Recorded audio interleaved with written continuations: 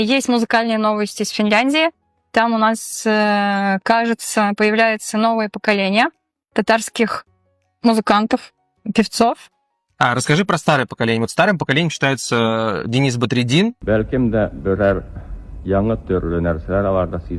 Башкарма. Башкарма группа у него. Зенгер Туман.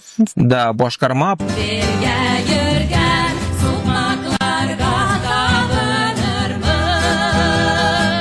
Потом был проект Супер Татар. Супер Татар? Да. Назывался.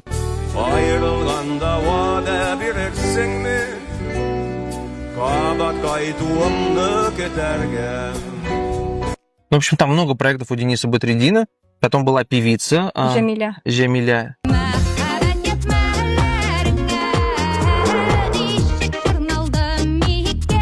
Еще кто-то был? Так не смогу назвать. Окей, ну вот, и новая певица, и зовут ее? Ширин. Для меня, когда Рима рассказала про эту новость, я сначала подумал, Ширин, она же в Америке, а реально есть такая певица Ширин.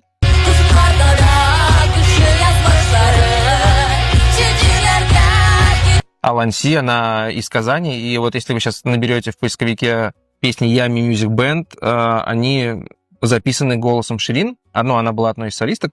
Сейчас она живет в Америке, тоже выпускает иногда песни, и у нас уже, получается, у татарской альтернативной музыки уже 2 Ширин. Да, Бекехша, это очень хорошо. У Ширин в Ютубе появилось на данный момент 2 песни, 2 клипа, причем полноценных, красивых клипа. Первый называется «Алаюл Нантузана». Второй «Субылап».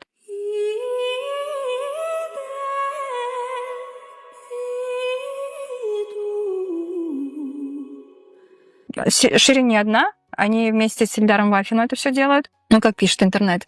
Дочь татарского бизнесмена и татарской артистки из Казани. А Ильдар, он сын бизнесменов. Мне очень нравится этот бизнес, то есть изготовители ковров, которых можно, кстати, увидеть на видео в документальном фильме «Суоми Тунган-як». Не Тунган замерзший, да? Не Туганьяк, да. Типа игра слов. Тунган-як — это замерзший, фильм Радив Кашабова и Ильяса Гафарова. Biz resmiyatçılık yasalarga yazılgan demek. Biz şuşu balalarımızga ite inkiminde bir 500 min süz derecesinde alırgara direkt değişti.